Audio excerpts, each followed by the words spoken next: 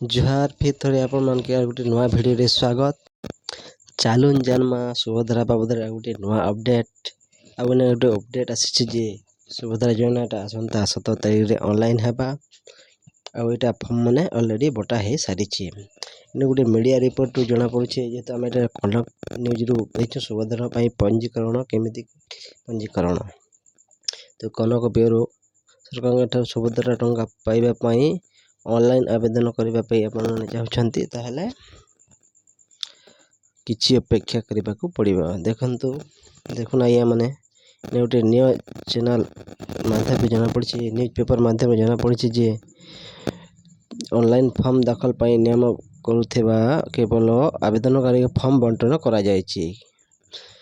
तेबे सेप्टेम्बर 17 रे परे ऑनलाइन आवेदन आरंभ हेबो बोली जना पड़िछि। ऑनलाइन फॉर्म से सबमिट होइतबार आवेदनकारी माननकू एपर्यंत एहार फॉर्म फिलअप संपर्क रे कर्मचारी जणाइबा पई दरकार। तेणु भुवनेश्वर आज बीएमसी पक्षरु प्रशिक्षण दिया जायछि। प्रशिक्षण रे बासभवन रे फॉर्म फिलअप फिलअप परे केमिति ऑनलाइन रे अपलोड करिवे ए संपर्क रे दिया जायछि। सूचना एपटे किन्नर मानक मध्य योजना शामिल करबा पई दाबी हेउछि। तो आज न्यूज हिसाब सब ट्रेनिंग माने आशा मन के आंगनबाड़ी कर्मी मन के नहीं करी सब सीसी भैली सेवा केंद्र ऑपरेटर मन के नहीं करी ट्रेनिंग चलथिला।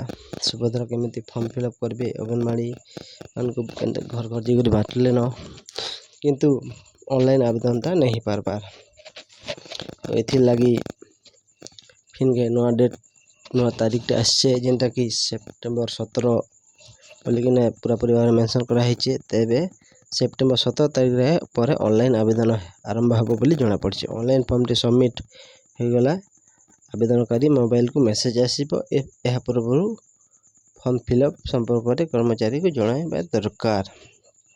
तो देखोन इने गुटे बड़ अपडेट निकली करे आछे जे सुभद्रा योजनाटा मे बी एक्सटेंड 17 तारिख तक हे परबा।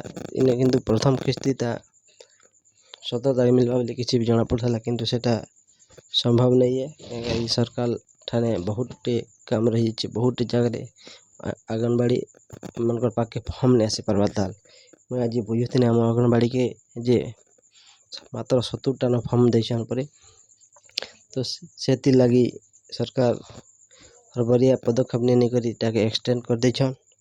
आपण मन हरबर नहीं हो जे पर्यंत आपण मन के गाँ के आंगनबाड़ी मन पाखे फॉर्म सठिक भाव नहीं आसबार तो से तक आप धैर्य धरुन आउ सबके कोऑपरेट करूँ सरकार के भी कोऑपरेट करूँ आउ विषय रे आउ एंदा अपडेट न आसले आपण मन के जनामा सेति लगी आपण चैनल के सब्सक्राइब करूँ शेयर करूँ लाइक करूँ आउ सब्सक्राइब कर बेल घंटा के दबाई देथुन।